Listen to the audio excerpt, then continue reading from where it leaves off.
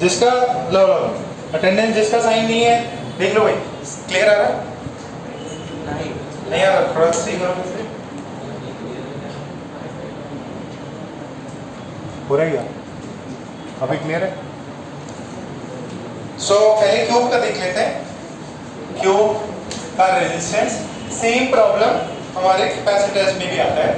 ऐसा क्यूब दिया हुआ है आपको और इसके हर एक साइड, इस क्यूब का हर एक साइड इज और रेजिस्टेंस, इस ट्यूब का हर एक साइड क्या है? एक रेजिस्टेंस है। आपको मान लीजिए सबका आर रेजिस्टेंस है, देखिए ये पॉइंट है और ये भी रेजिस्टर है, रेजिस्टर टोटल कितने रेजिस्टर होंगे इसमें? इसमें टोटल कितने रेजिस्टर होंगे अगर हर एक साइड एक रेजिस्टर है तो? 12 या 8? कितने लोग बोल रहे हैं 12? कितने लोग बोल रहे हैं 8? कितने लोग कुछ भी नहीं बोल रहे क्या? तो क्या मान लो सही हो जाएगा। 12 पक्का? हाँ 14 हो गए। 2 कहां से लेके आए? हाँ 2 एक्स्ट्रा कहां से लेके आ गए बेटा? ये देखो, अरे साइड से को नहीं यार, ध्यान से सुनना। साइड्स में सुनो 4 ये हुए, एक आर आर आर और ये आर, एक स्क्वायर बन गया ना ये नीचे वाला, और ऊपर भी एक स्क्वायर है, ऊपर भी एक स्क्वायर, तो 8 तो यही हो गए। 8 क्या हो गए? यही हो गए। और फिर वर्टिकल वाले हैं कितने? 1 2 3 4, ये वाले क्या हो गए? ये वर्टिकल वाले हो गए। अब आपको एक पॉइंट ए दे रखा है और आपसे पूछा है what is the equivalent resistor. पहले कौन सा निकालो? पहले ये निकाल देता डायगोनल के बीच में, ठीक है? ये जो बेस है ना, नीचे वाला बेस, ये ए पॉइंट और ये B point. Find R equivalent across A B, ठीक है? ये ए पॉइंट है, यहां से करंट जा रहा होगा और यहां से निकल रहा है। आपको बताना है इसमें इक्विवेलेंट रेजिस्टेंस कितना होगा। पहले जरा प्रॉब्लम को सोचो, कैसे आप थोड़ा 2 मिनट आप दिमाग लगाओ कैसे सॉल्व करें। अपन ने बहुत पहले से कुछ पढ़ रखा है, सिमेट्रिकल चीजें भी पढ़ रखी हैं, जरा थोड़ा सा लॉजिक लगाओ, पीछे देखने की जरूरत नहीं है। पहले 2 मिनट इस प्रॉब्लम को सोचो, करंट कैसे आया कैसे गया। 2 मिनट सोचो, ज्यादा नहीं।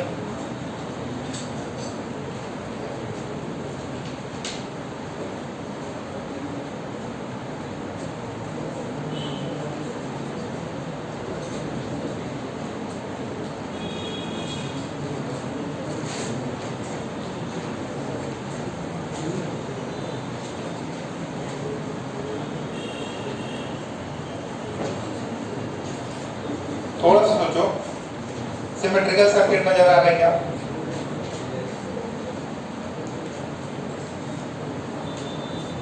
ये फेस डायग्राम, फेस डायग्राम पता है क्या? ये फेस है इसका, फेस का डायग्राम आया?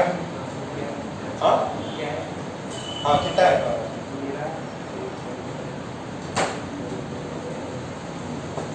हाँ भैया सोनी पूरा आगे क्या? सिमेट्री सोचो, सिमेट्रिकल है कि नहीं?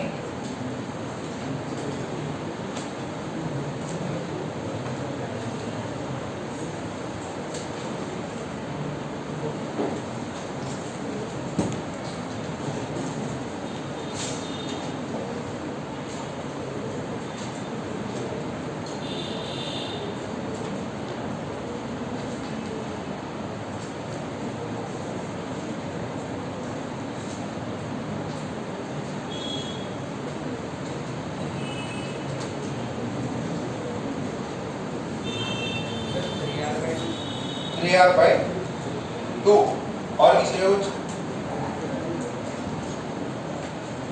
देखो, इनकी है ना नंबरिंग कर लेते हैं। 1 2 3 4, फिर यहाँ 5, यहाँ 6, यहाँ 7, यहाँ 8 नंबरिंग कर ली। अच्छा, सब पे रेजिस्टेंस है, आगे से ये रेजिस्टेंस नहीं बनाऊंगा, ऐसे क्यूब बनाओ तो थोड़ा दिखने में थोड़ा सिंपल लगता है ये। अच्छा, अब ध्यान से देखना, करंट अगर थोड़ा सा इधर इधर ऐसे थोड़ा बड़ा सा बनाए,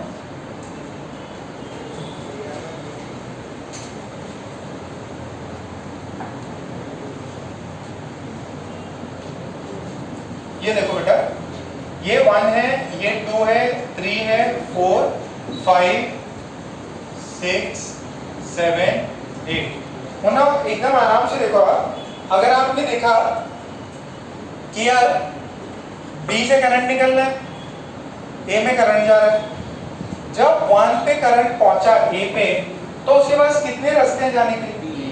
3। कौन कौन से?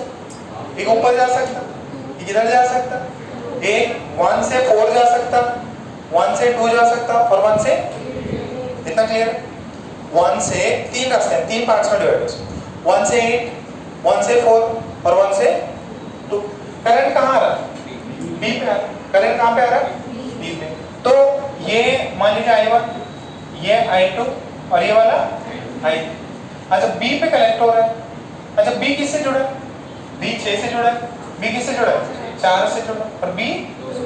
अच्छा, जो करंट I1 आया इधर, इधर वापस से आई जाना, तो यहाँ से I1 आया, इधर से कितना है? I1 ही आया। समझ में आ रहा है क्या?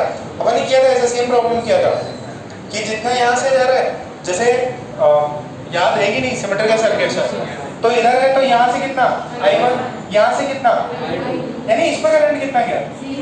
0। तो इसमें कोई करंट गया ही नहीं। ओके, इसमें कोई भी करंट नहीं गया, तो ये वाला जो आर्म है 2 से 7 के बीच में, उसको हटा दो। अच्छा, I2 इधर से, I2 इधर से, किस में नहीं गया? कौन से आर्म में?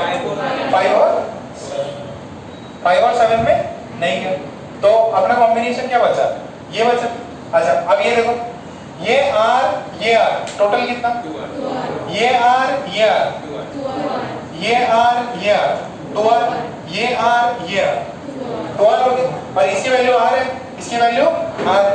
तो देखो, हमने A से एंट्री लिया, B से एग्जिट लिया, नीचे ये देखो A और B में कितना कनेक्टेड है? 2R कनेक्टेड है। एक 2R तो ये हो गया, और फिर ये वाला भी कितना है? 2R है। तो क्या मैं एक और कर दूं 2R?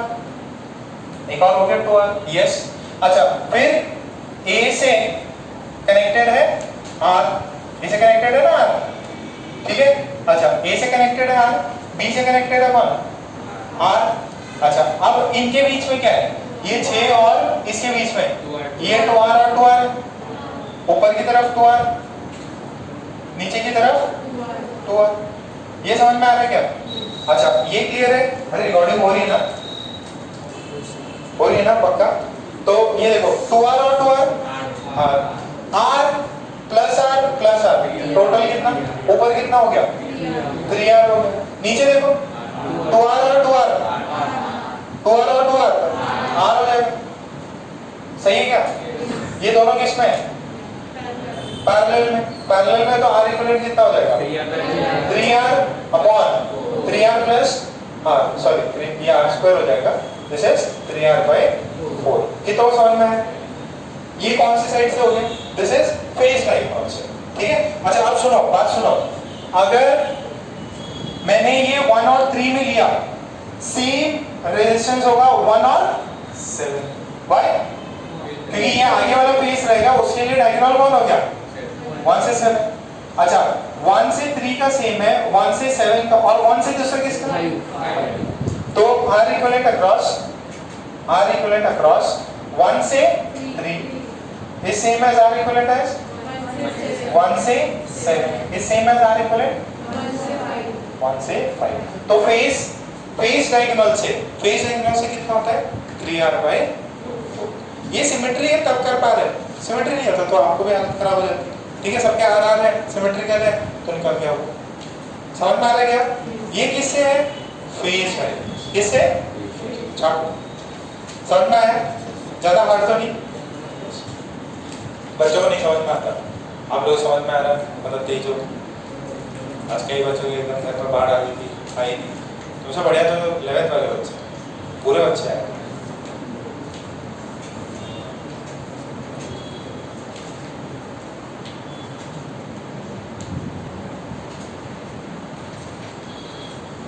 हाँ भैया, तो 230 पे किन के पेरेंट्स आने वाले हैं? 1 2 3 4 5 6। ठीक है, तुम लोग भी आ ही जाना, 230 पे आ जाना। ये पढ़ाई करोगे? पढ़ाई मैं आ जाऊँ तो ज़्यादा सही। तुम तो ऐसे ही कई बार आ चुके हो। जल्दी जल्दी छापो।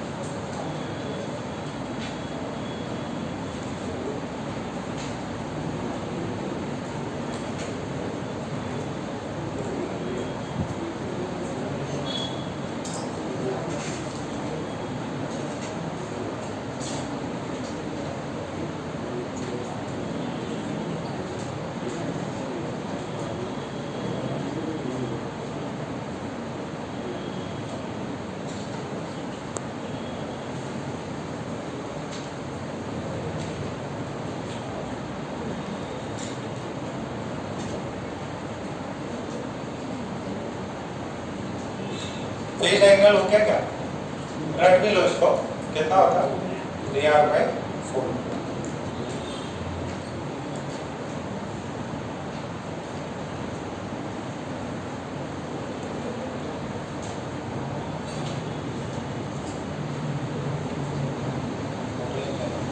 फटाफट छापो।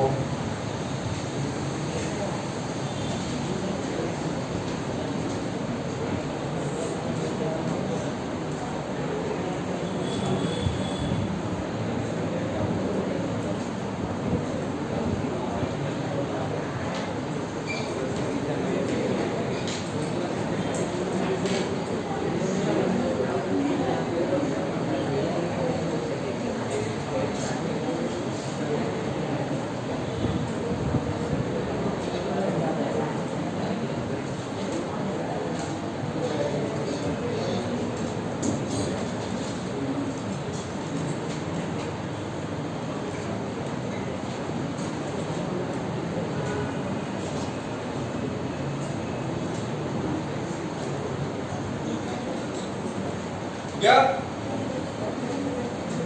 जल्दी छापो। ओके, तो ये तो हो गया अपना किससे? फेज डायगोनल से। किससे? फेज डायगोनल से। अच्छा, अगर अपन बॉडी डायगोनल से बनाए तो सेम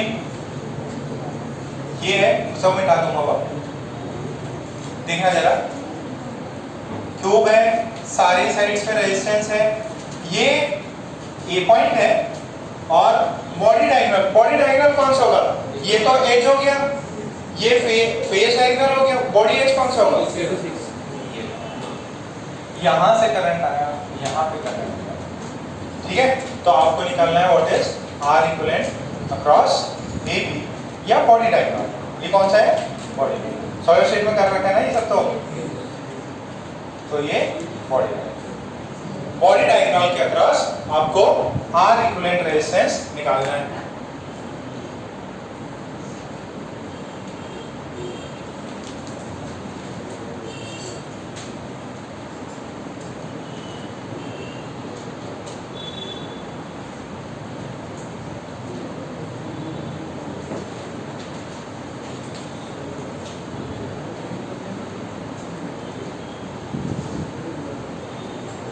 देखो नंबरिंग कर लो, 1 2 3 4 5 6 7 8।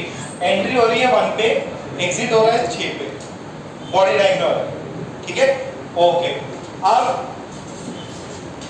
इसके लिए यही वापस बनाएंगे, बट थोड़ा सा आपको समझना पड़ेगा।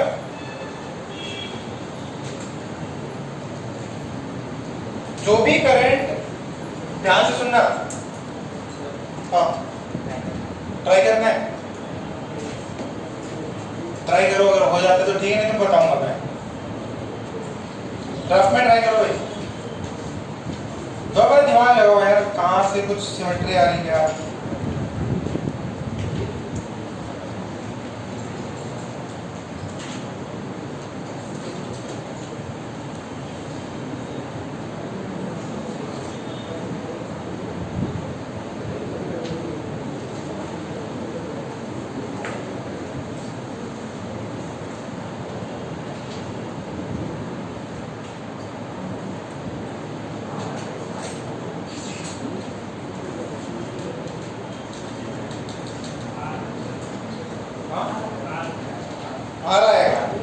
इतना ही, ये देखो इसमें, ये देखो ध्यान से सुनना, हम इक्वी पोटेंशियल सरफेस निकालना चाहते हैं। वो याद है कि मैंने दो सिमेट्री कराई थी, एक में जितना ऊपर होता है उतना नीचे होता है, और ऊपर ले जाके अपन इक्वी पोटेंशियल सरफेस करके r का r/2 करते थे, है ना? वैसे ही कुछ है, ध्यान से सुनो। A और 6 में जब करंट यहां से आके यहां निकल रहा है, तो कौन से सरफेस इक्वी पोटेंशियल सरफेस हो सकते हैं? कौन से सरफेस क्या हो सकते हैं?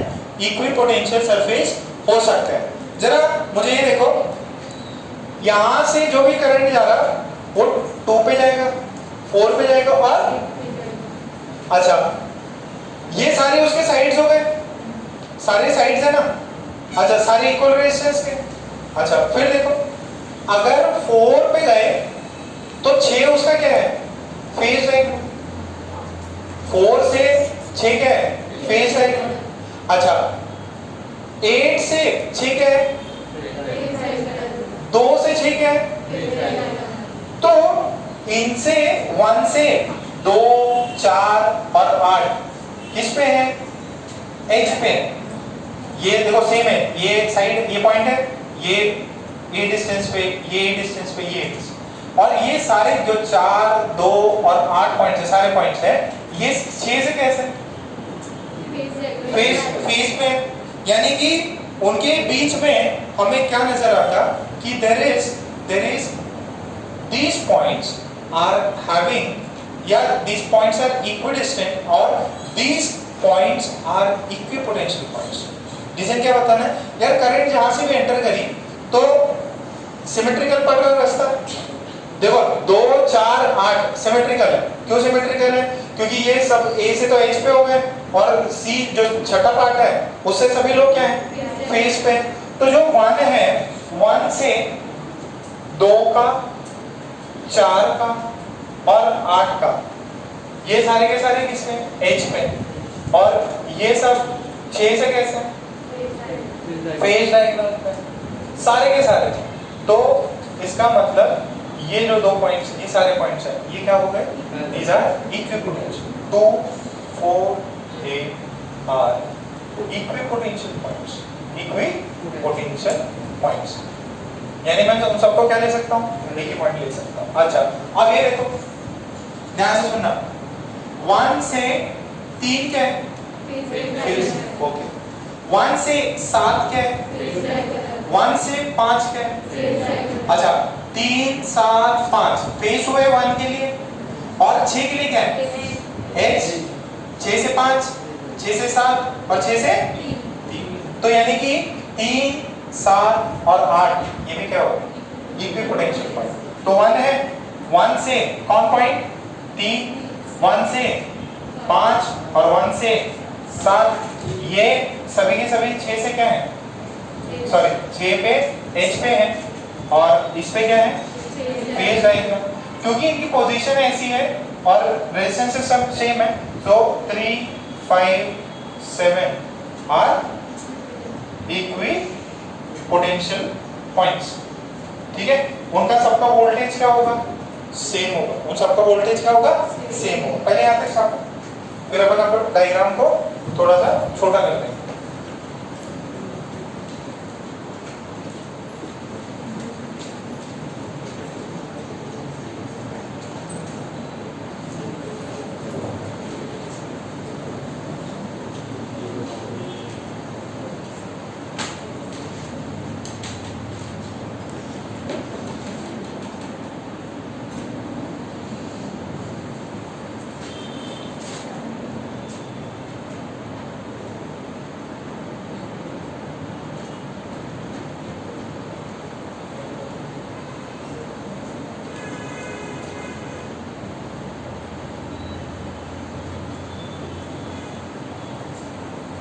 ये चीज समझ में आई तो मतलब आपको प्रॉब्लम समझ में आ गया। फिर इक्विपोटेंशियल पॉइंट्स जो इतना स्पेस चाहिए।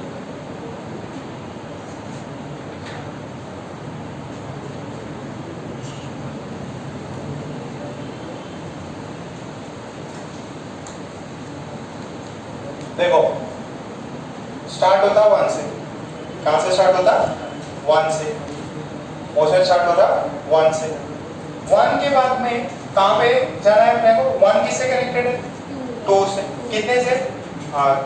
तो मैं क्या बोल सकता हूँ? 1 इज कनेक्टेड टू पॉइंट 2। अच्छा 1 2 से कनेक्टेड है। 1 किससे कनेक्टेड है? और 1 किससे कनेक्टेड है? और 2 4 8 क्या है? तो मैं ऐसा मान लूं ये पॉइंट 4 है, ये पॉइंट 8, 2 4 8 यही है। अच्छा फिर देखो 2 से 7 कनेक्टेड है क्या? 2 से 7 कनेक्टेड है क्या? ओके। 2 से 3 कनेक्टेड है क्या? अच्छा अब ये देखो 2 से 7 भी कनेक्टेड है और 3 भी कनेक्टेड है। तो यहाँ पे कौन सा पॉइंट? 3 5 7। तो 2 से सेकेंड पॉइंट से 2। अच्छा अब 2 हो गया। 4 देखो 4 से क्या कनेक्टेड है? 5 पे कनेक्शन है क्या? 4 से 3 पे भी कनेक्शन है क्या? तो 3 और 5 पे कनेक्शन है। तो हर एक रेजिस्टर, हर एक पॉइंट से 2 रेजिस्टर्स कनेक्ट हो रहे हैं और ये सारे पॉइंट्स क्या हैं? इक्विपोटेंशियल पॉइंट्स हैं। फिर देखो 7 से 6 पे एक रेजिस्टेंस, फिर 5 से 6 पे एक रेजिस्टेंस और 3 से 6 पे रेजिस्टेंस। क्या 5 3 5 7 इक्विपोटेंशियल है। तो उससे ये मैं बना दूं कितने रेजिस्टर? 3 रेजिस्टर। 3 रेजिस्टर दिखाई दे रहा है?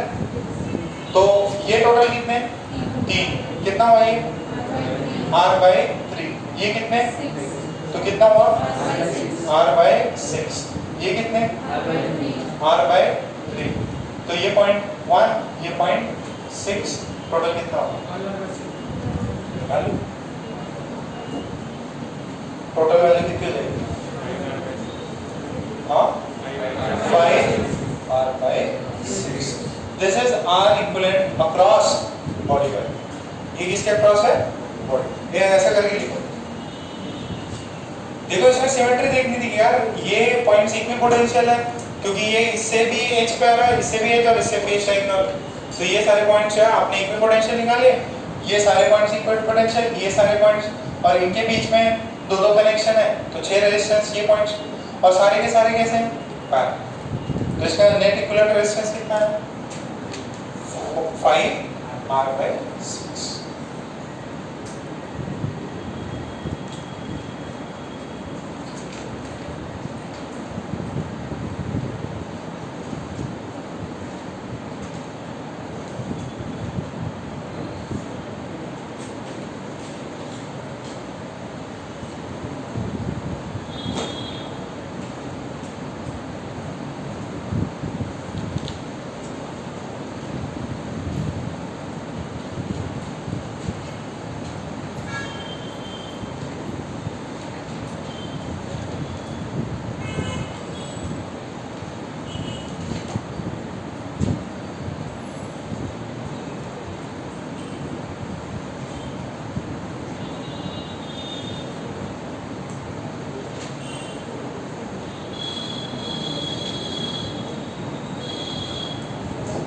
हाँ क्या क्या पीछे पीछे वाला नहीं समझ में नहीं समझ। हमारे पास में ये पॉइंट 1 था, यहाँ पे पॉइंट 6 था। मैं नंबरिंग वापस कर देता हूँ मैं। 1 2 3 4 5 6 7 और 8। करंट ए से 1 में जा रहा था और निकल कहाँ से रहा था? 6 से निकल रहा था 6 से निकल रहा। ठीक है, तो मुझे इस सर्किट को इस गिवन फॉर्म में तो मैं सॉल्व नहीं कर पाऊंगा। मैंने अभी तक जितनी भी प्रैक्टिस हुई है मैं क्या कर सकता, ये 3D में दे दिया। अभी तक मैं प्लेनर जो भी चीजें रहती हैं उनको मैं सॉल्व कर सकता हूँ। तो इसको बेस्ट तरीके इसको क्या बना लो, प्लेनर बना लो। प्लेनर मतलब इसके जो भी 2D में है वो सबको पॉइंट्स में, सॉरी 3D में है उसको 2D में बना लो। तो हमने क्या किया, देखो इसको अगर 2D में बनाना है तो मैं तो या तो सीरीज या पैरेलल कॉम्बिनेशन ही जानता हूँ। तो सीरीज पैरेलल कॉम्बिनेशन के लिए मुझे देखो मेरे पास टोटल कितने पॉइंट्स हैं? 8 पॉइंट्स हैं। 1 2 3 4 5 6 7 8।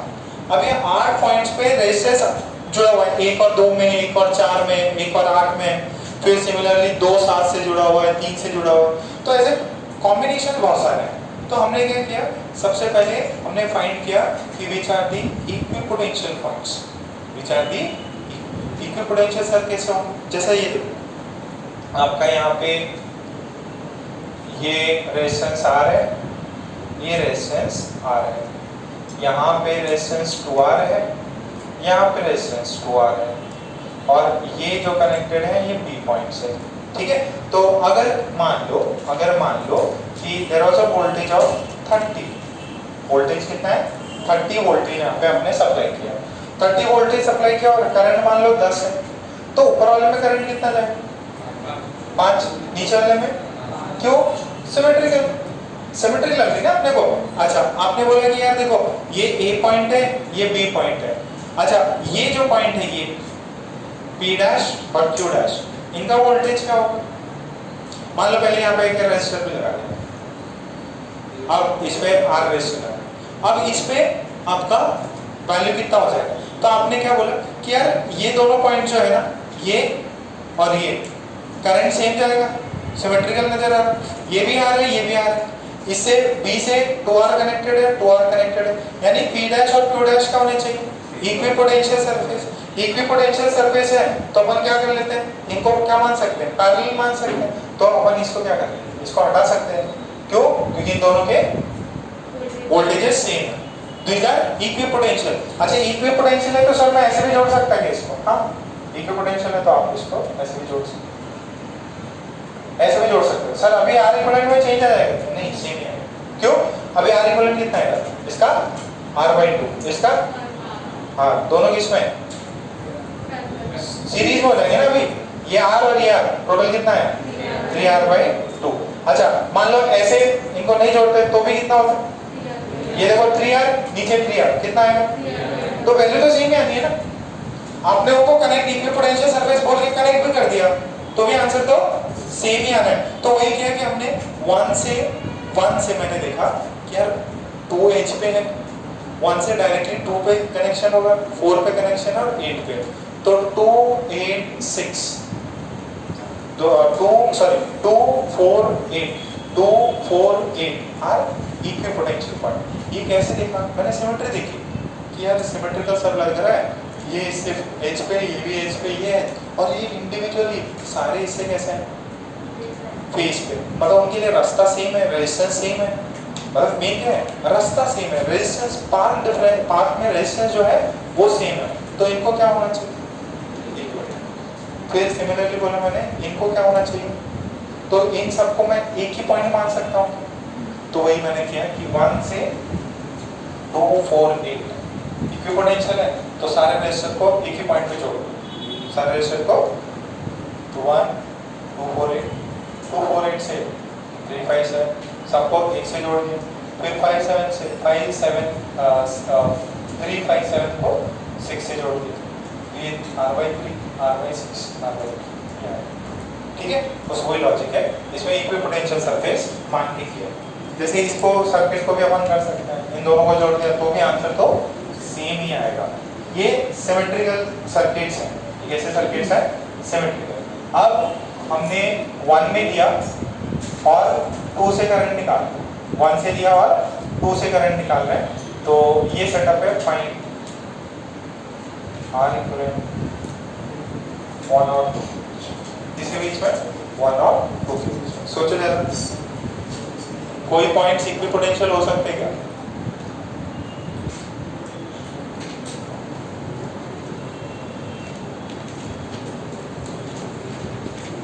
मतलब जहां से एंट्री हो रही है वहां से कोई पॉइंट इक्विपोटेंशियल हो सकती है। ये एज हो गया, एज।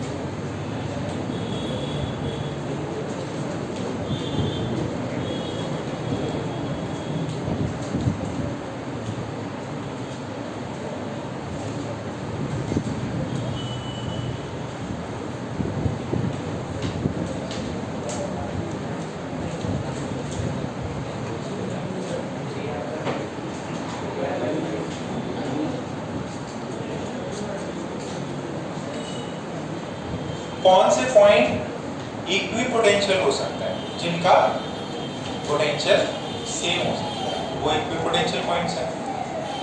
देखो इधर देखो, 1 और अपने को निकालना किधर से, 2 से। अच्छा ये देखो 1 से, ये तो 2 तो एक ही हो गया, 1 से 4 और 1 से 8, 4 और 8 है। अच्छा 8 2 से कैसा है, फेस, 4 से 2 कैसा है, तो यानी कि ये दोनों क्या हो सकता है, तो 4 और 8 आर इक्विपोटेंशियल, ठीक है। अच्छा दूसरा देखो, 2 में आ रहा है ना, तो 2 कहां से आ रहा है, 3 से, और कहां से आ रहा है, 7 से, 2 पे 3 से आ रहा और कहां से आ रहा, 7। अच्छा 3 1 से कैसा है, 7 1 से कैसा है, तो 1 और 2 के बीच में कौन सा ही है, 7 और 3, इनको भी क्या मान सकता हूँ, दीज आर इक्विपोटेंशियल। कैसा है पता क्या सर इक्विपोटेंशियल है, अपन ने सिमेट्री दिखाया कि यार जो इन हो रहा है जहाँ आउट हो रहा है, क्या उनके बीच में सिमेट्री आ गई, हाँ ये देखो, ये इन इसके एज पे और ये इसके फेस पे, ये इसके एज पे ये इसके फेस पे, दोनों में इक्वल है, मतलब देखो इसको भी ये स्ट्रक्चर दिख रहा है, इसको भी ये स्ट्रक्चर दिख रहा है, मतलब इन दोनों पॉइंट्स का क्या होना चाहिए, पोटेंशियल सेम होना चाहिए। तो कौन इक्विपोटेंशियल है, 4 और 8, और दूसरा कौन, 3 और 7। अच्छा अब मैंने इसके स्ट्रक्चर को बनाना है, अपना कहाँ से कहाँ बनाना है, 1 और 2 से। अच्छा ये 1 मान लो, ये 2 मान लो, 1 और 2 के बीच में टोटल कितने रजिस्टर होते हैं इसमें, 12, तो 1 और 2 में एक रजिस्टर है क्या, हाँ 1 और 2 में एक आर रजिस्टर। अच्छा 1 किससे कनेक्टेड है, 4 से, और किससे, 8 से, तो कितने रजिस्टर हुए, 2। अच्छा आपको पता है 1 कनेक्टेड है 4 से कनेक्टेड है, और किससे कनेक्टेड है, 8 से, तो ये 4 और 8 तो सेम पॉइंट है क्या, पक्का, 4 और 8 सेम पॉइंट्स है, 1 से दोनों कनेक्टेड आ रहा है। अच्छा 2 से कौन कनेक्टेड है, देखो जरा, 2 से एक तो 1 कनेक्टेड है और एक 3 और 7, तो दोनों इक्विपोटेंशियल पॉइंट्स है क्या, तो ये 3 और 7 एक पॉइंट्स हो गए, और एक ये जाके ऐसे एक रजिस्टर और एक ये वाला रजिस्टर, समझ में आया क्या, अभी कितने हो गए, ये 5 हो गए, टोटल कितने होते हैं, 12 होते हैं। अच्छा अब दूसरा देखो, 3 और 7, 3 और 7 में भी कुछ रिलेशन है, देखो 3 और 4 में कुछ लगा हुआ है क्या, 3 और 8 में कुछ लगा हुआ है क्या, देखो देखो ये 4 जो है, 4 किससे जुड़ा हुआ है, और 8 किससे जुड़ा हुआ है, तो डायरेक्टली 4 और किस में जुड़ा हुआ है, 4 और 3 में, 4 यहाँ पे 3 यहाँ पे, तो एक रजिस्टर तो ये होगा, और एक रजिस्टर किससे है, 8 और, समझ में आ रहा है क्या, ये कितनों को समझ में आ रहा है, अब टोटल कितने रजिस्टर हुए, अच्छा अपन ने कितने पॉइंट्स कवर कर लिए, टोटल कितने पॉइंट्स होते हैं, 8 पॉइंट्स होते हैं, आज 8 एजेस होते हैं ना, तो देखो 1 2 3 4 5 गायब है, और कौन गायब है, 6 गायब, 5 गायब है और कौन गायब है, 6 गायब है।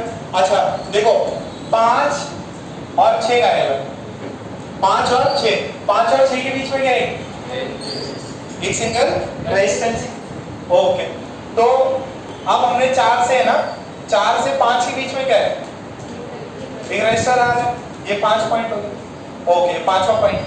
अच्छा दूसरा देखो, 4 और 5 के बीच में था, 4 और 5 के बीच में, फिर 5 और 8 के बीच में भी है क्या, 5 और 8 के बीच में भी है क्या, तो 5 और 8 के बीच में हो गए।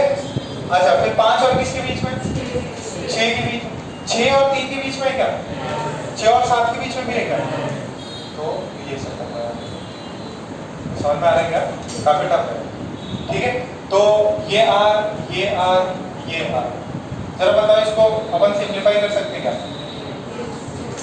कैसे करेंगे इसको, ये आर आर आर, ये वाला r/2 और ऊपर वाला टोटल कितना हुआ, 2r हो गया, ये वाला कितना हुआ, और ये वाला r/2 निकालो जरा answer, final answer final answer कितना होगा? या देखो क्लास के दौरान किसी के कॉल वॉल आते हैं ना तो अपन नहीं पिक कर सकते आपके कॉल। कोई कॉल कर रहा पता नहीं पेरेंट के किस बात का नंबर 2-3 बार कॉल कर।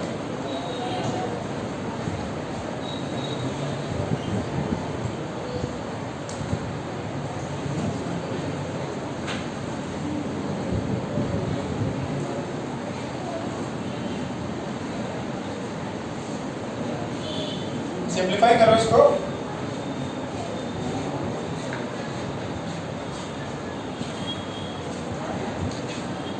ये इससे पैरेलल में तो ये r r/2 r/2 2r और 2r सॉरी 2r और r/2 पैरेलल में उसका कुछ रिजल्ट कितना आएगा?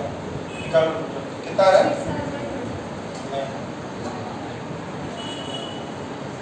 इसका इक्विवेलेंट ही बना लो यार। 12r में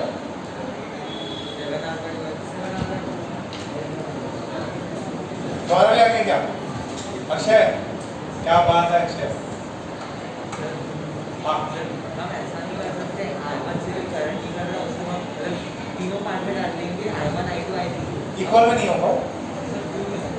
देखो ये तो डायरेक्टली यहाँ खत्म हो गया, बाहर निकल जाएगा।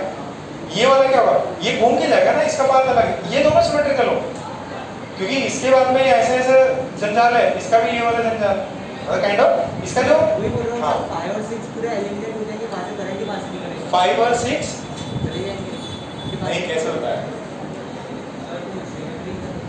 नहीं 5 और 6 में करना नहीं। अरे सिमेट्री है, देखो कौन सी सिमेट्री है। एक करंट 1872 में जाएगा। हाँ एक 1432 और एक 12। देखो इसमें जा रहा है, इसमें तो कोई डाउट नहीं। फिर इनमें भी जाएगा, एक 1432 में एक जाएगा 1432 ठीक है। एक 1872 एक 1872 यहाँ पे नहीं जाएगा क्या? नहीं बाकी का है नहीं जाएगा। थोड़ा सोच के देखता हूँ वैसे। इसका आर इक्विवेलेंट कितना है ये बताओ? 7r/12 कितनों का आया? चलो मैं बना देता हूँ। ये थोड़ा टफ थे इस वजह से अभी तक रुके हुए थे। सेम डिटो कैपेसिटर में, कैपेसिटर वाला आप खुद करेंगे, एलसीडी में दिया हुआ है उसको देख लेंगे अपन। ओके थोड़ा सा इसको थोड़ा और सिंप्लीफाई कर देते हैं। ये हो जाता है बेटा, पहले यहीं पे कर देता हूँ यार। यहाँ पे तो छाप लेना आपने, यहाँ तक छापा है, ये बाकी का फटाफट छापो। ये वाला फटाफट छापो, फिर उसी में सॉल्व कर देते। अरे निकालो कम से कम मुन्ना, आर इक्विवेलेंट निकालो। निकाल लिया?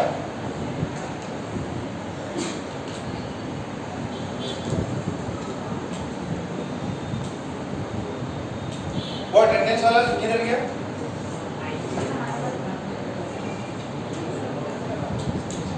उनका साइन नहीं किया क्या? हाँ साइन करो।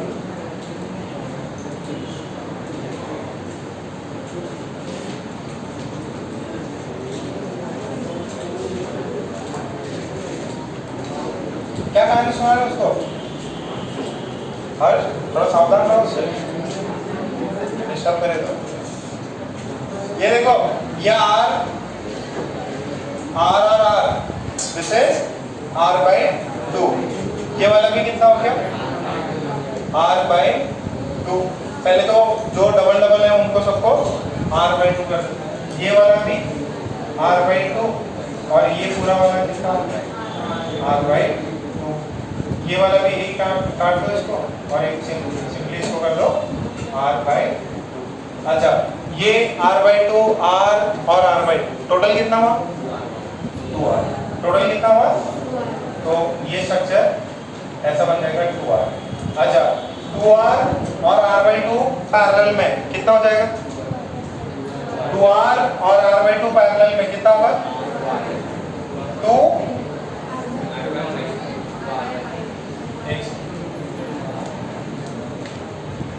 कितना होगा? 2r into r/2 अपॉन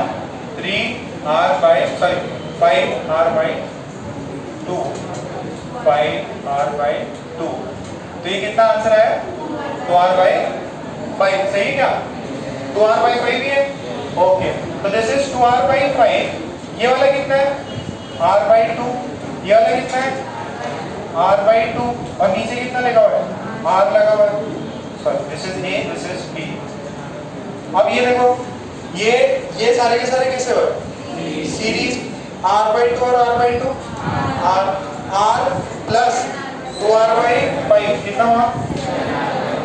तो यहाँ पे पूरा का पूरा उसको अपन लिख सकते हैं 7r/5। 7r/5 और r, तो इसमें r इक्वलेंट कितना है? 7/12 इंटू r। आया सबको? थोड़े से टफ थे, इनको आप याद रखेंगे। वापस एग्जाम में इसको सॉल्व नहीं करना है। अगर जेई मेंस में अगर हायर क्वेश्चन दिया है या एडवांस में, इसको वापस से सॉल्व नहीं करना है, रख लो। वापस कौन टाइम लगाएगा इतने सब?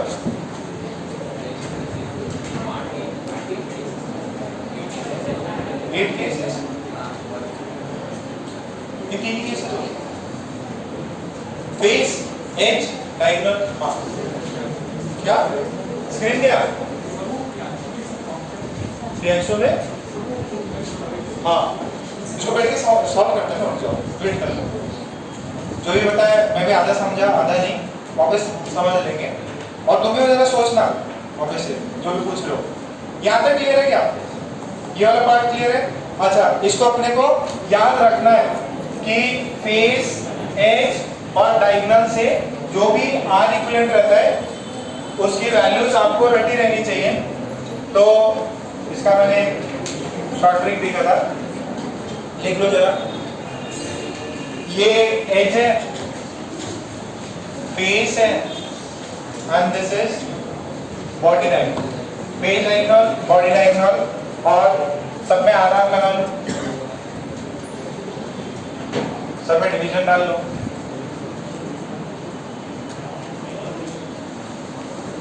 कुछ ऐसा था, देखो 1 2 3 4 5 6 7, ये था क्या? 1 2 3 4 5 6 और 7। इसको ऐसे लिख के याद करें।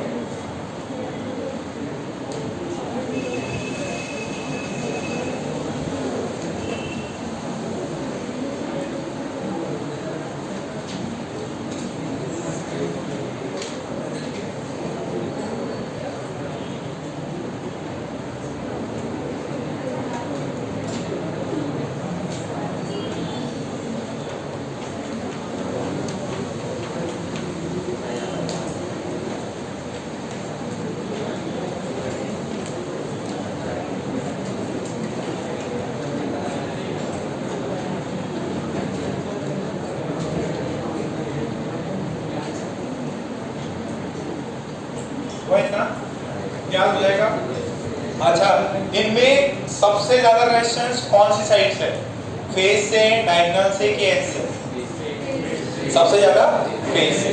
सबसे कम एज से सबसे ज्यादा कम है, और फेस का सबसे ज्यादा है। तो आपको ये रिजल्ट्स याद होने चाहिए। अब मैंने क्या लिखा? एज, फिर फेस और फिर डायगोनल। सबसे कम जो दूरी रहती है वो किस में होती है? फेस में, सॉरी एज में, फिर किस में? फेस में, और फिर बॉडी डायगोनल। तो एज, फेस, बॉडी, 1 2 3 4 5 6 7 याद हो जाएगा? पक्का? ओके, फिर कैपेसिटर पे आ जाओ वापस। कौन नहीं आया? अमय सिंह, अमोके नहीं आया, चैतन्य नहीं आ रहा, फिर जयेंद्र, अभी साइन नहीं किए? है ही नहीं। वो भी है कि तुम्हारा भाई भी है क्या? इधर लास्ट में बैठा हुआ है। फिर कृष्णा नहीं आया, नैतिक, निकोज साइन नहीं किया, प्रेम, सचिन, और जिसको नहीं मिला, शनमुख नहीं आया, सुजल, वेदांत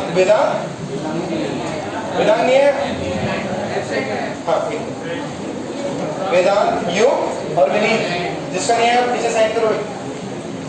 यहाँ तक हुआ क्या? करते बेटा, करते करते करते उसको। सुनो, नेक्स्ट कैपेसिटर निकाल लिया। कैपेसिटर में अपन ने डिस्कशन किया था, कैपेसिटर किस काम के लिए आते हैं? What is the use of capacitors? To store electrical energy. Capacitor का क्या यूज होगा? To store electrical energy. और हमने प्लेट्स का डिस्कशन किया था, कैपेसिटर प्लेट्स का डिस्कशन किया था। ओके, अब बात समझो बेटा, कैपेसिटर्स में मेन तो आपको जैसे सर्किट्स होते हैं वो भी सर्किट से ही बनते हैं और उसमें चार्ज स्टोर होता है। ये दो प्लेट्स मैंने बताई, एक प्लस क्यू है और एक में माइनस क्यू है। तो इनके आउटर सरफेस पे चार्ज कितना जाएगा? 0। दोनों का एवरेज आउटर पे 0। जो भी चार्ज होगा वो किधर होगा? अंदर की तरफ। अंदर की तरफ है तो इलेक्ट्रिक फील्ड सारी की सारी कहाँ होगी? इधर की तरफ होगी। अच्छा, इलेक्ट्रिकल फील्ड की वैल्यू भी निकाल ली। अच्छा, इसके अंदर एनर्जी कितनी स्टोर होती है? अगर वी वोल्टेज से कनेक्ट किया, इनके बीच में वी वोल्टेज है। सबसे पहले relation Q is equals to C। तो V यहाँ पे V क्या है? Q by C। V है क्या? वोल्टेज। किसके बीच में? Between the two parallel plates. What is Q? Charge accumulated on the capacitors. What is C? Capacitance of this parallel plates. किसका? ये पैरेलल प्लेट्स का। अच्छा, ये कैपेसिटेंस Q और V पे डिपेंड करता है क्या? नहीं, ये Q और V से क्या है? इंडिपेंडेंट है। तो किस पे डिपेंड करता है सर? ये डिपेंड करता है डायमेंशन पे। किस पे डिपेंड करता है? अच्छा, मैंने आपको स्फीयर का कैपेसिटेंस निकालने बताया था, कितना होता है वो? 4 पाई एप्सिलॉन इनटू r। अच्छा, ये तो हो गया स्फीयर का। दो पैरेलल प्लेट्स हैं जिनका एरिया कैपिटल A है, डिस्टेंस d है, तो उनका कैपेसिटेंस कितना होगा? Epsilon A by d। अच्छा, तो दो प्लेट्स के बीच में अगर हमने d डिस्टेंस बढ़ा दिया तो कैपेसिटेंस क्या होगा? कैपेसिटेंस क्या होगा? अगर कैपेसिटेंस कम हो गया तो वोल्टेज जो भी है उसके भी यहाँ पे ये सब चीजें चेंज हो जाती है। जैसे आपको होता था ना V is equals to IR, ठीक है? अगर किसी चीज का हमने वोल्टेज सेम रखा, हमने रेजिस्टेंस उसका हाफ कर दिया तो करंट क्या हो जाएगा? बढ़ जाएगा, ठीक है? सो ये आपको याद रखना है। इसमें सवाल कर रहे थे क्या? अच्छा, कितनी एनर्जी स्टोर होती है उसका फॉर्मूला क्या था? देखो, एनर्जी और इलेक्ट्रिक फील्ड सब सेम ही है। सेम मतलब सिंबल सेम है, तो आप लोग थोड़ा केयरफुल रहो जब एनर्जी की बात करिए, क्योंकि देखो इलेक्ट्रोस्टैटिक्स है तो इलेक्ट्रिक फील्ड भी E से रिप्रेजेंट करते हैं, एनर्जी भी। तो थोड़ा सा केयरफुल रहना है कि भाई आप लिखते वक्त उसका नीचे लिख लें कि यार यहाँ पे जो भी है वो वोल्टेज है ना कि वेलोसिटी है।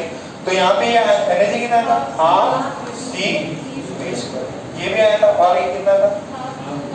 हाफ Q बाई C और Q स्क्वायर बाई C और फिर हाफ Q। ये चीज क्लियर है क्या?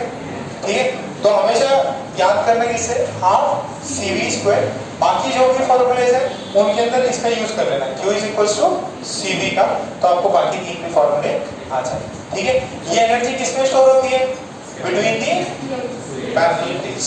अच्छा, अब ध्यान से देखना, हमने आपको बोला कि हाँ सर पैरेलल प्लेट्स है उनके बीच में एनर्जी स्टोर हो गई, बहुत अच्छा काम हो गया, बट स्टोर करते कैसे? मैंने कल आपको एक एग्जांपल दे रहा था कि भाई यार पेड़ से पेपर स्टोर करवा सकते हैं, बट वो तो फिर एक एक्सपेरिमेंटल मोड है। नॉर्मली अपन सर्किट्स में क्या करते हैं? हम लोग बैटरी लगाते हैं। क्या करते हैं? बैटरी लगाते हैं। तो ध्यान से सुनना, जैसे हमने एक बैटरी लगाई और यहाँ पे कैपेसिटर लगा, क्या लगा दिया? यहाँ पे कैपेसिटर लगा, ये भी वोल्टेज की बात। तो अब वोल्टेज है, कैपेसिटर डिवाइस कनेक्ट है, ये कैपेसिटर का symbol, this is symbol of capacitor. ये बैटरी में क्या होता है? बड़ा छोटा होता है, इसमें क्या है? दोनों सेम साइज है, दिस इज कैपेसिटर। सर्किट्स में आपके कैपेसिटर ऐसे ही बना रहेगा, एचसी में कहीं कहीं पे ऐसे देखिए, ऐसा भी दिया हुआ है, थोड़ा सा ऐसा दिया हुआ है ना, तो वो भी अंडरस्टूड है, क्या है वो कैपेसिटर।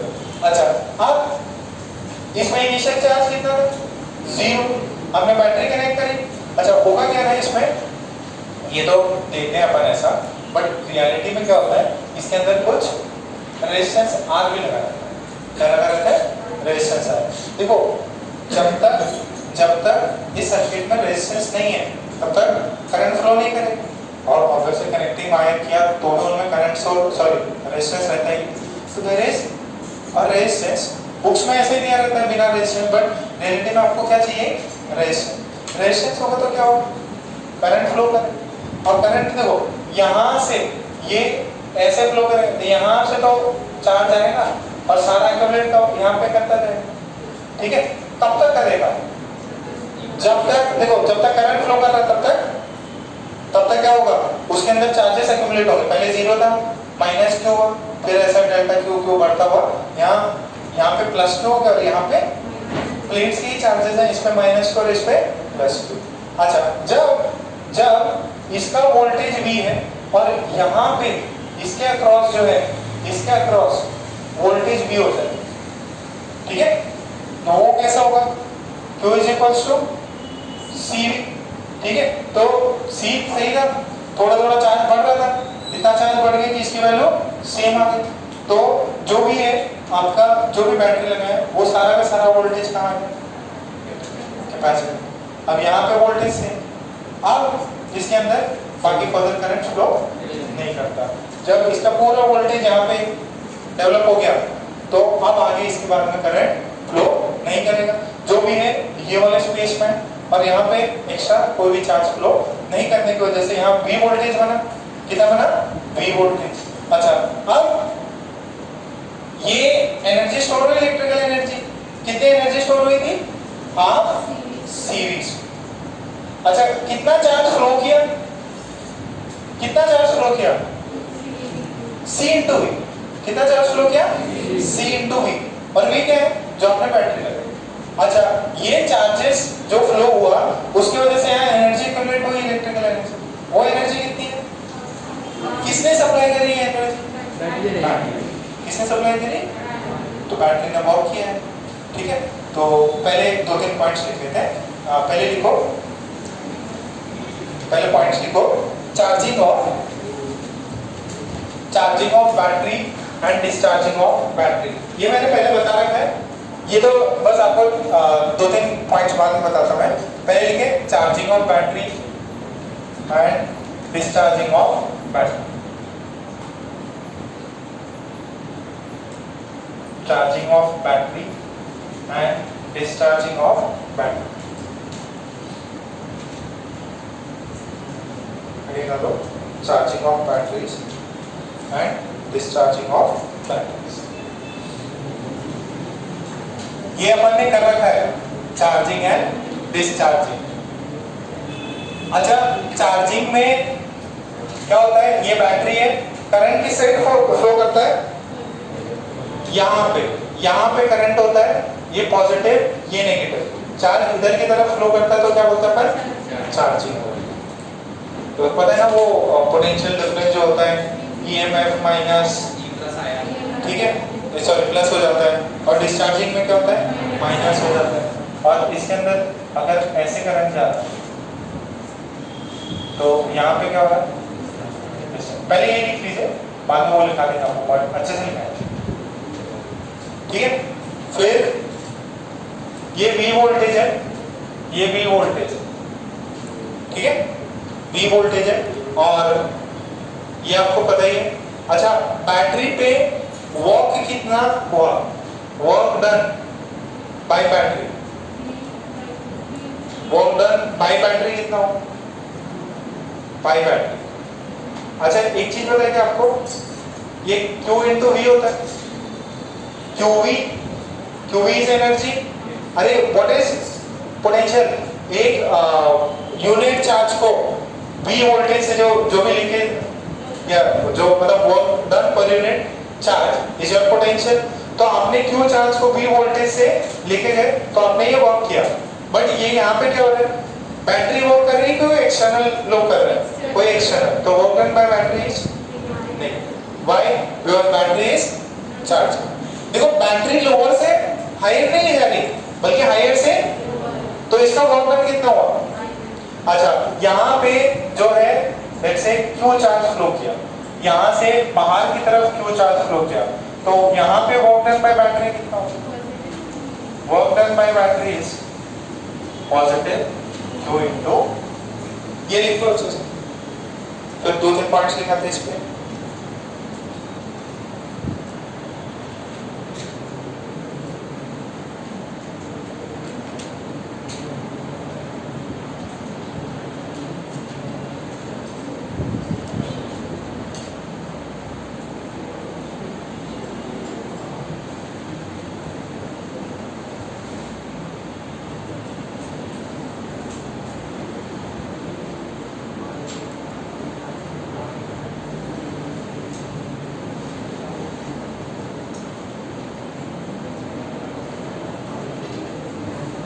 दो तीन को, अच्छा ये किसी को अगर डाउट आ रहा हो तो पावर पता है कि पावर कितनी होती है, पावर का फॉर्मूला अपन ने किया था V इंटू आई, याद है ये।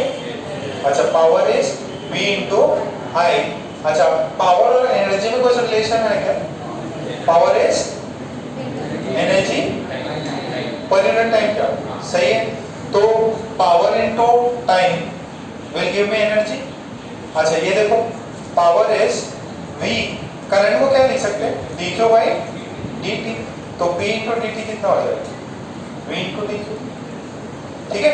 What is this, this is energy, energy is V, तो वही है energy work done is the energy, कितना q इंटू V, थोड़ा ऊपर से जा रहा है,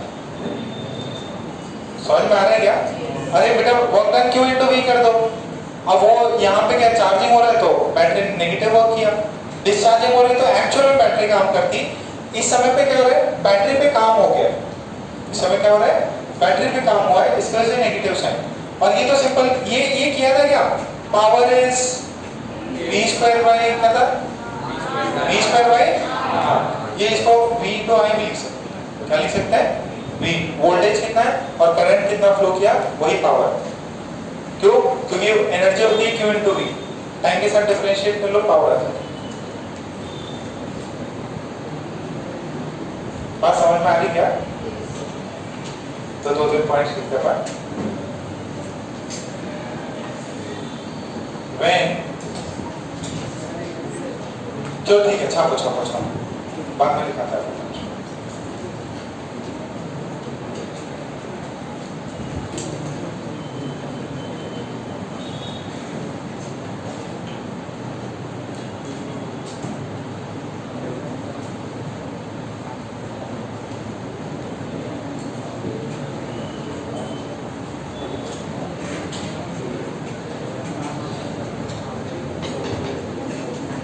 क्या हो गया, हो गया, तो लिखो when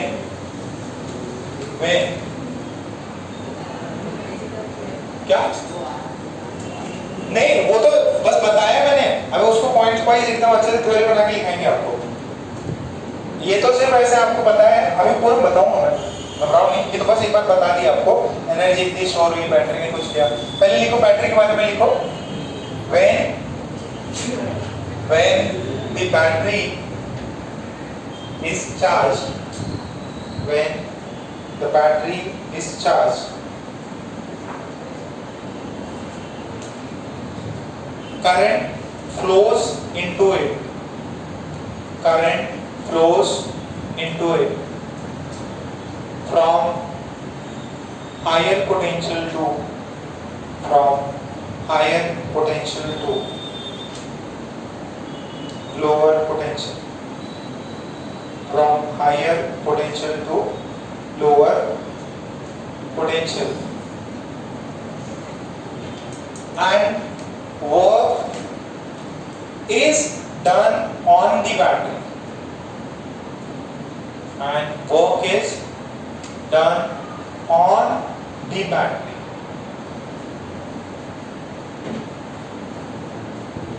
ठीक है। उसमें एक पॉइंट और लिख लो, the work done by battery is negative. The work done by battery is negative. The work done by battery is negative. Full stop. ये वाला किस में लिखा था आपने? When the battery is charged. फिर नेक्स्ट में लिखो, नेक्स्ट कुछ एक लाइन छोड़ के लिखो, when the battery is discharged, when the battery is discharged,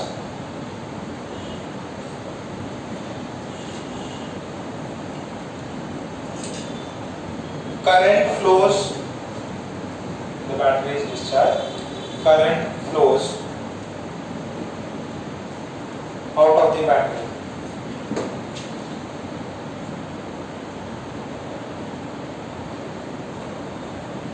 And work done by the battery is positive. And work done by the battery is positive. And work done by the battery is positive. And work done by the battery is positive. ठीक है? फिर ये दो बना लिए क्या? ये बना लिए? ओके। अब नेक्स्ट है लो चार्जिंग ऑफ कैपेसिटर्स। ये तो पहले बता दिया था अपन ने, उसी को अपन यहाँ पे लिखते हैं।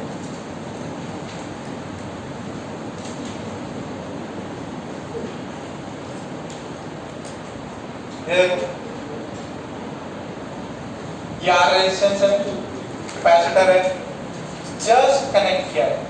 क्या किया है? जस्ट कनेक्ट किया है। इसको अपन आगे भी पढ़ेंगे, अभी घबराने की जरूरत नहीं है, आगे भी पढ़ेंगे।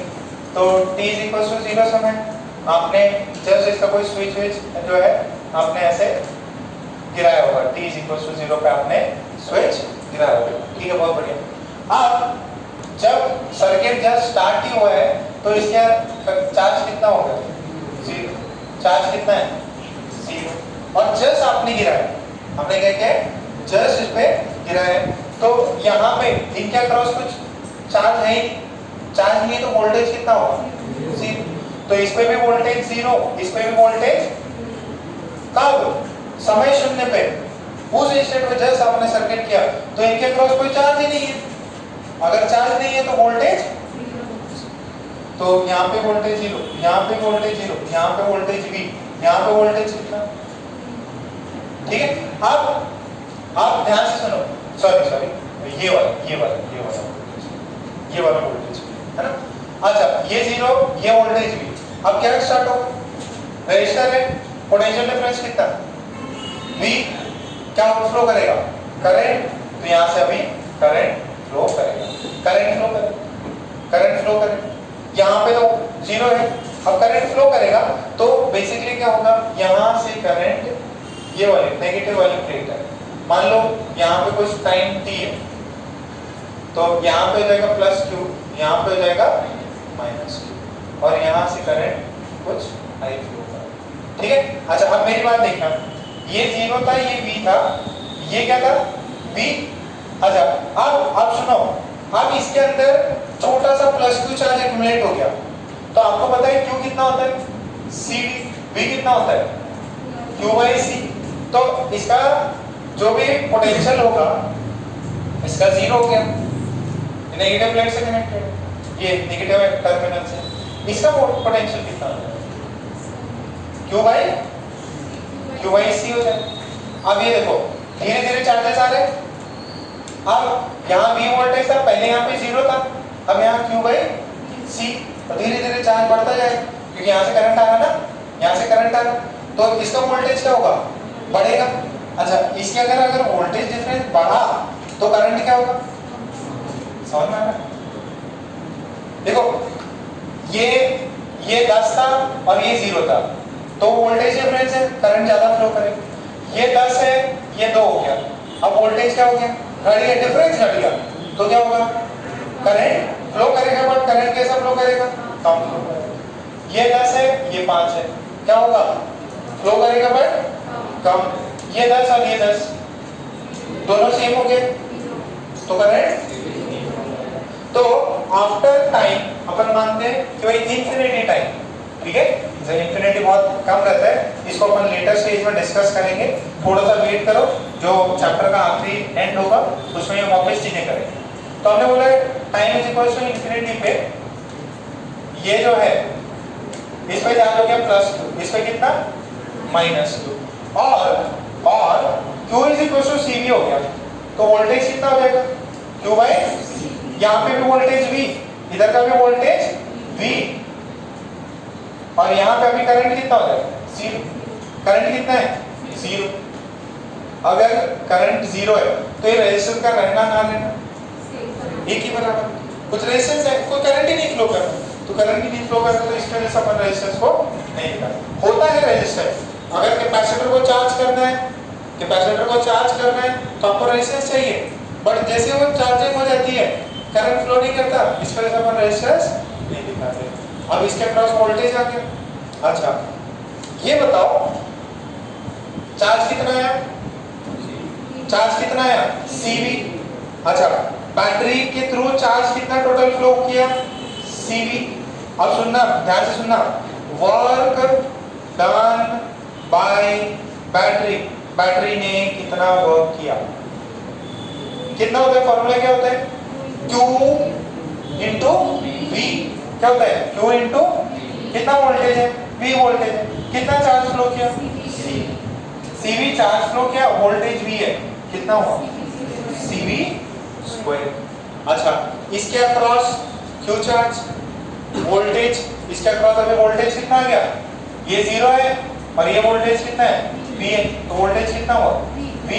अच्छा इसके अक्रॉस एनर्जी कितनी? इसके अक्रॉस एनर्जी कितनी? एनर्जी ऑफ कैपेसिटर, कैपेसिटर में एनर्जी कितनी है? हाफ CV स्क्वायर है। बैटरी ने कितना दिया? कैपेसिटर में कितनी है? बाकी किधर गई? बाकी किधर गई? डिसिपेट हो गई। बाकी कहाँ गई? लॉस में निकल गई। कहाँ से? रेजिस्टर। रेजिस्टर के थ्रू क्या हुआ? रेजिस्टर के थ्रू करंट फ्लो कर रहा था ना, तो करंट फ्लो कर रहा था, उसमें हीटिंग हुई होगी, बाकी एनर्जी लॉस हो गई। कितनी? Half CV। नहीं समझ? थोड़ा सा डिफिकल्ट है, इसको प्रॉब्लम्स में तरह सॉल्व करेंगे। तो पहले यहाँ तक चीज छापो, ये फर्स्ट, सेकेंड और ये थर्ड।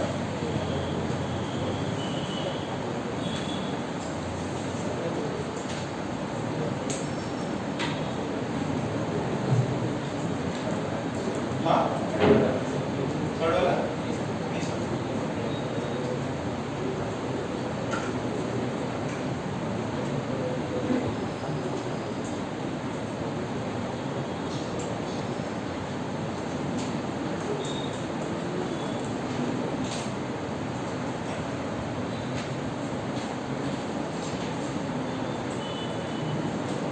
थोड़े से टफ है, वापस समझा दूंगा।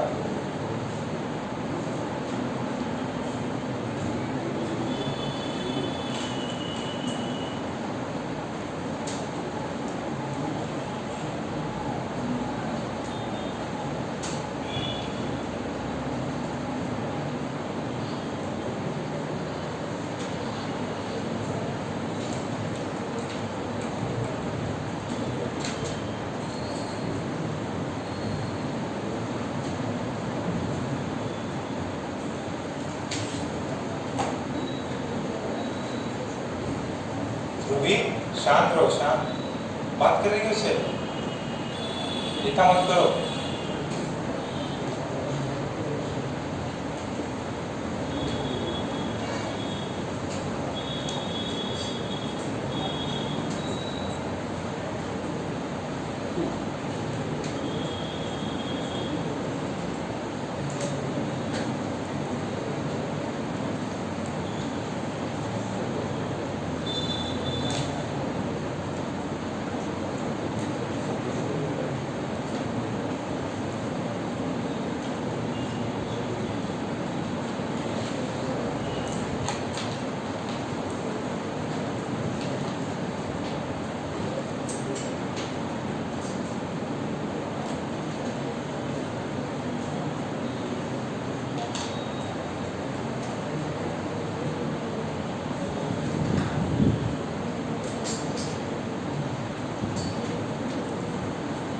ये तीन चीजें लिखी है क्या? तो अभी इनको स्टेप वाइज में लिखते हैं, फिर वापस समझाते हैं आपको।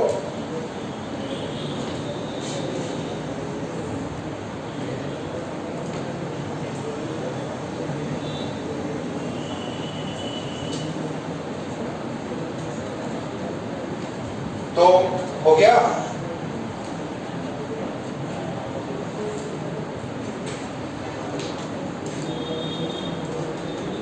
श्रावणी समझ में नहीं आ रहा? तो पॉइंट्स लिखो, एक एक डायग्राम को अपन पहले एक्सप्लेन कर देते हैं वापस आपको। लिखो at t is equals to 0, लिखो फर्स्ट पॉइंट लिखो, at t is equals to 0 in the first diagram, one number लिखना है भैया आपको, इसका first diagram, at t is equals to 0 in the first diagram, the charge across the capacitor is 0. The charge across the capacitor is 0, and so is the voltage. And so is the voltage. And so is the voltage.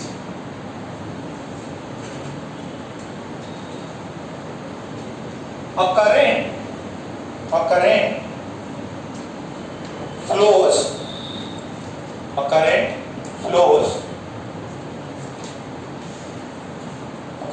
flows through the resistor.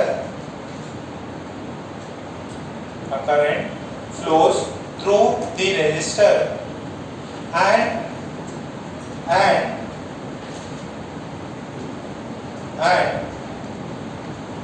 charges start accumulating,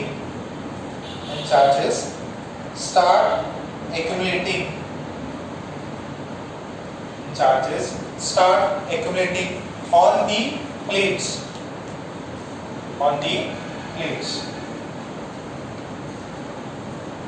charges क्या होंगे? अब जैसे current आ रहा, ये भी zero, ये भी zero, ये भी, तो यहाँ पे करंट आएगा तो क्या होगा? यहाँ पे चार्जेस एक्यूमुलेट होंगे। किससे आते हैं? नेगेटिव प्लेट से आते हैं। कहाँ पे डिपॉजिट होते हैं? पॉजिटिव।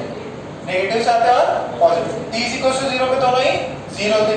फिर यहाँ से धीरे धीरे dq आया। फिर नेक्स्ट लाइन पे लिखो at t is equals to t, q is equals to cv, लिख लीजिए। at t is equals to t, q is equals to छोटा q is equals to c into छोटा v, ठीक है?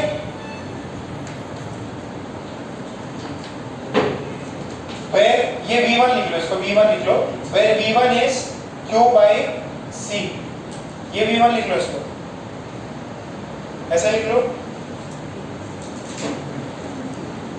लिखो V1 voltage is developed on the positive plate. V1 voltage is developed on the positive plate. V1 voltage is developed on the positive plate. ठीक है? पहले potential कितना था? 0। अब कितना हो गया? Q by C। तो गैप क्या हो रहा है इनके बीच में? घटेगा। तो गैप घटेगा तो करंट, देखो यही पता था ना, 10 0 है, 10 2 है, तो इनके बीच में गैप क्या हो रहा है? घट रहा है। तो फिर लिखो as the potential gap between battery,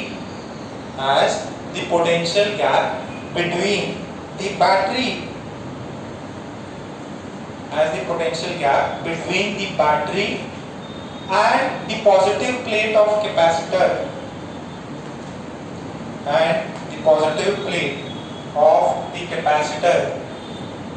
decreases,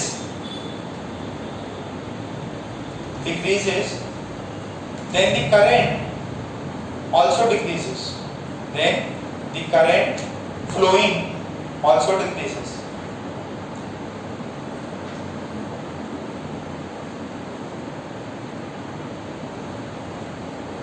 ठीक है क्या?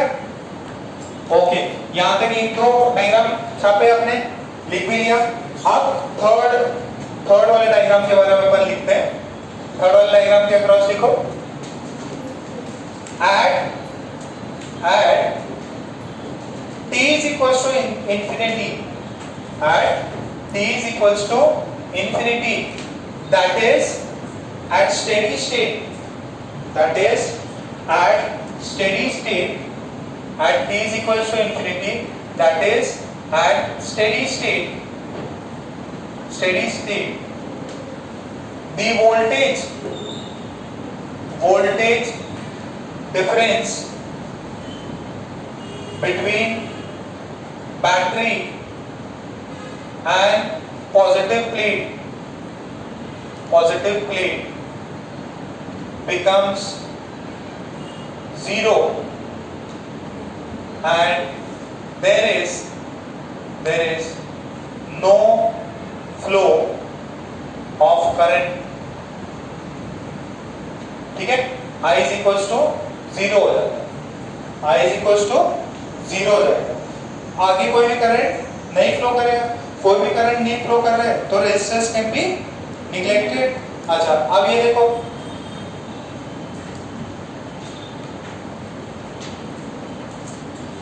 बैटरी का V वोल्टेज था, कोई भी करंट नहीं फ्लो करना तो यहाँ पे कितना वोल्टेज आना चाहिए V, यहाँ पे कितना 0, यहाँ पे कितना 0, तो दोनों का पोटेंशियल सेम, इसका भी इसका 0 0।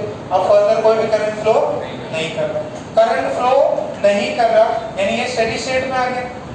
अभी इसके बाद में ये चार्ज हो गया है, दिस इज कंप्लीटली चार्ज। जैसे आप फोन चार्ज करते तो जब बैटरी कम है, मतलब आप बोलते हैं बैटरी कम है तो वो चार्जिंग होता, फिर जैसे 99 100 हुआ फिर क्या हो जाता है, वो चिल हो जाता है, उसको एक्स्ट्रा चार्ज की जरूरत नहीं है। आपने सप्लाई लगाया तो भी उसका चार्ज बढ़ने वाला नहीं है, तो उससे बेस्ट है आपके कनेक्शन को निकाल दो, आप उसका कोई यूज नहीं है ना, तो ये बैटरी की चार्ज, ये कैपेसिटर की चार्जिंग हो गई। अच्छा, अब इसका वोल्टेज V है, चार्ज कितना है Q, यहाँ पे प्लस QV, यहाँ पे माइनस Q, चार्ज कितना डेवलप हुआ QV, किसने दिया नेगेटिव प्लेट ने, किसको दिया पॉजिटिव प्लेट, इस पे प्लस QV, इस पे माइनस QV, पोटेंशियल इधर 0 इधर V। बात समझ में आ रही है क्या? अरे आयुष यही चीज वापस बता दी मैंने, थर्ड वाले को एक्सप्लेन कर दिया वापस। तो अब ये जो QV चार्ज है, QV चार्ज जो फ्लो हुआ ये किसने कराया, सॉरी, ये CV चार्ज किसने फ्लो कराया, बैटरी ने। कितना चार्ज फ्लो कराया CV, कितने, इसके अक्रॉस वोल्टेज कितना था V, तो CV चार्ज फ्लो कराया, V वोल्टेज था, कितना एनर्जी हुआ, किसने सप्लाई किया, बैटरी ने अपना वर्क किया ताकि कैपेसिटर पे क्या हो जाए, चार्जिंग हो जाए। तो उसके लिए कौन जरूरी है, बैटरी ने CV चार्ज सप्लाई किया, कितने वोल्टेज पे, V वोल्टेज पे, तो उसने एनर्जी कितना दिया। अच्छा, बैटरी के सप्लाई की वजह से और इस कैपेसिटर में V वोल्टेज है, चार्ज है CV, तो इसके इंटरनल एनर्जी कितनी हो गई, half CV square. This is the energy stored in capacitor. ठीक है, बैटरी ने कितना काम किया CV स्क्वायर, तो कुछ लॉस हुआ, लॉस कितना हुआ, work done by battery minus energy stored in capacitor,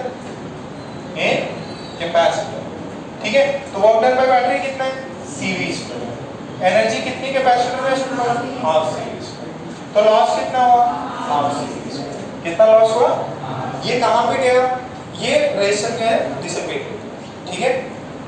जरा वापस पढ़ लो इसको, इंपॉर्टेंट चीज की है,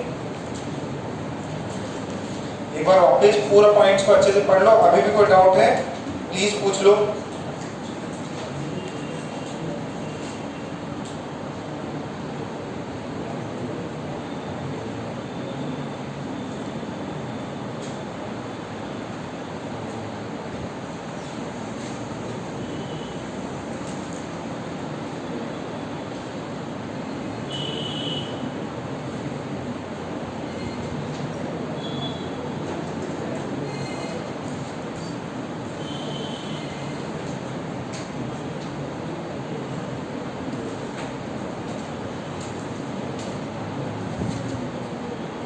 ये पूरा अच्छे से लिखे मैं, ये कैपेसिटर में स्टोर्ड एनर्जी है, इसको लिख लो। This is energy stored in capacitor में एनर्जी स्टोर्ड है हाफ CV स्क्वायर। कैपेसिटर में जो एनर्जी स्टोर्ड है that is half CV square. बता दें इसको, ये वाला पार्ट क्लियर है? ओके, अब इस पे कुछ एग्जांपल्स करते हैं, आपको ये कॉन्सेप्ट और क्लियर हो जाएगा।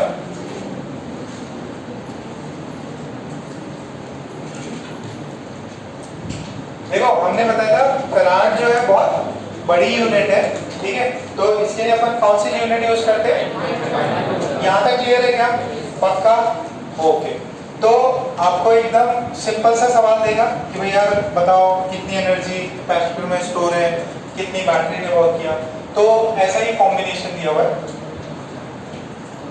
लिख लो। कैपेसिटर ऑफ 2 फराड, वैल्यू थोड़ी बड़ी दी है मैंने। Capacitor of 2 farad is connected, capacitor of 2 farad is connected to a battery of 5 volt 5 volt at time t is equals to 0, at time t is equals to 0, at time t is equals to 0। तो लिखो at steady state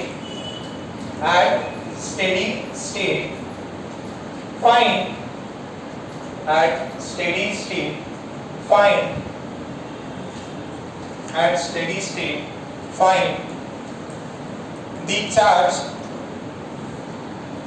on each plate, find the charge on each plate A and B, A और B पे charge निकाल, ठीक है। Charge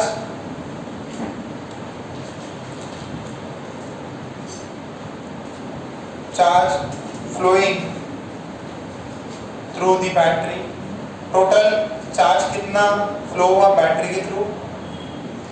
third, work done by battery. Fourth, energy stored in battery, sorry, energy stored by capacitor। और last, losses। आराम से करो, 5 part.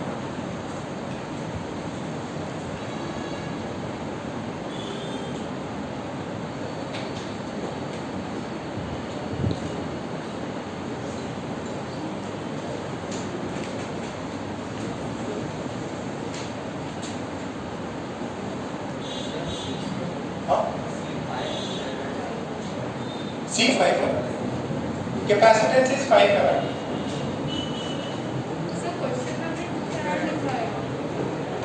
अच्छा 2 फैराड लिख दिया गया, सॉरी सर 2 फैराड कर लो, 2 फैराड है तो 2 फैराड कर लो।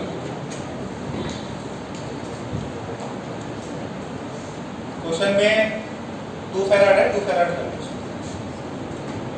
स्टेडी स्टेट पे क्या होगा, ये समय 0 पे और एट इंफिनिटी पे, इंफिनिटी में बहुत ज्यादा समय नहीं रहता, ये इसमें मैंने रेजिस्टर नहीं बताया, बट रेजिस्टर होता है। और रेजिस्टर क्यों नहीं बताते, क्योंकि इंफिनिटी पे वो रेजिस्टर को काम नहीं रहता इसके से। अच्छा इंफिनिटी पे आई कितना जाएगा, कितना वोल्टेज है, तो इसके अक्रॉस कितना वोल्टेज आ जाएगा 5 वोल्ट, इसके अक्रॉस आ जाएगा 5 वोल्ट।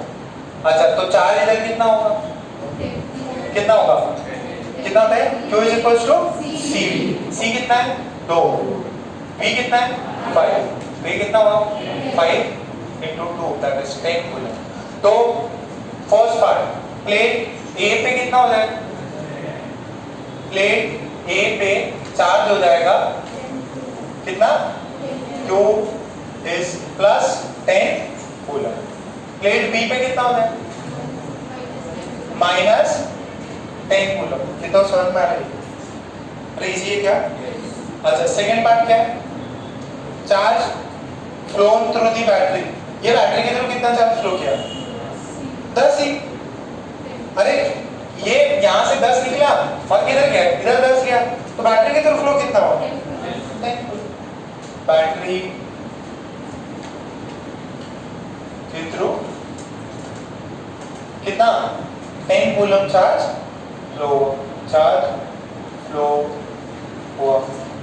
जितना ये प्लेट से निकला वो उधर गया, तो बैटरी से भी तो उतना ही पास किया। मला डाउट है सर? फिर नहीं से वर्क डन बाय बैटरी कितना होता है? Q into V। चार्ज कितना फ्लो हुआ? 10। वोल्टेज कितना है? तो कितना बैटरी ने वर्क कितना किया? 50 जूल। कितना किया? 50 जूल। अच्छा, बैटरी ने 50 जूल किया। एनर्जी कितनी स्टोर है कैपेसिटर में? एनर्जी इन कैपेसिटर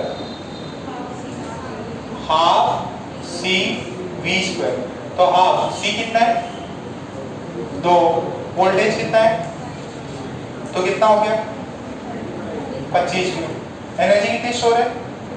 लॉस कितना हो गया? 25 जूल।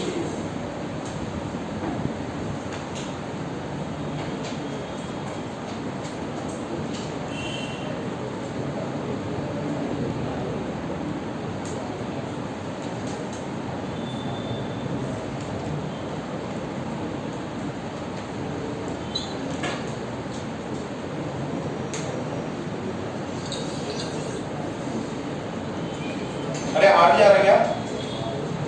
बहुत ज्यादा 8 जा रहा। फिर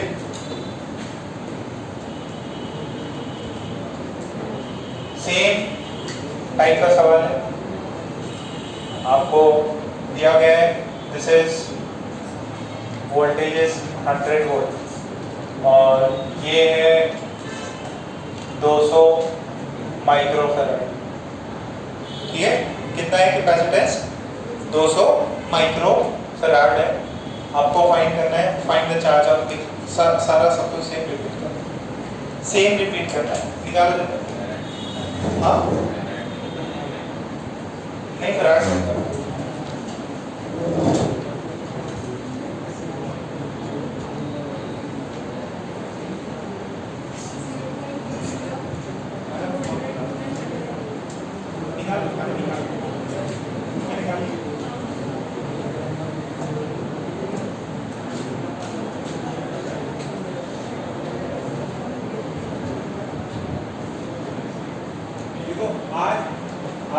पीटीएम में 2 राउंड में है ना, तो नेक्स्ट वाला 4:15 मतलब 4:20 4:30 तक स्टार्ट होगा। तो हो सकता है थोड़ा टाइम ज़्यादा लग जाए, तो चांसेस हैं कि भाई आज का शाम का क्लास ना हो पाएगा, क्योंकि यहाँ से जाऊँगा फिर थोड़ा टाइम लग जाएगा, है ना। तो हो सकता है शाम का क्लास है।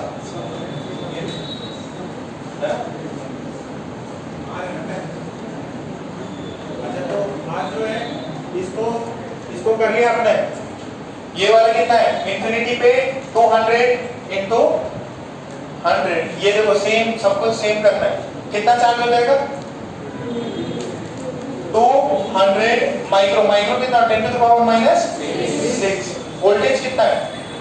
100। तो ये कितना हो जाएगा? अरे कितना हो जाएगा? 2/100 क्या? 2/100 कूलम्स।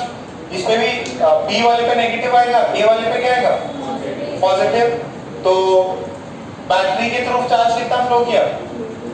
2/100 कूलम से फ्लो किया। अच्छा, बैटरी ने वर्क कितना किया? 2/100 इंटू वोल्टेज कितना है? 100। बैटरी ने कितना वर्क किया? 2 जूल्स। कैपेसिटर में स्टोर कितना है? 1 जूल। लॉस कितना हुआ? ये 1 जूल लॉस आ गया। 1 जूल बैटरी ने सप्लाई किया, तो 1 जूल कैपेसिटर में लॉस कितना होगा? ठीक है। सो आज क्या थोड़ा जल्दी छोड़ देता था, पेरेंट्स आने वाले ना, तो उसके लिए तैयार करना पड़ेगा।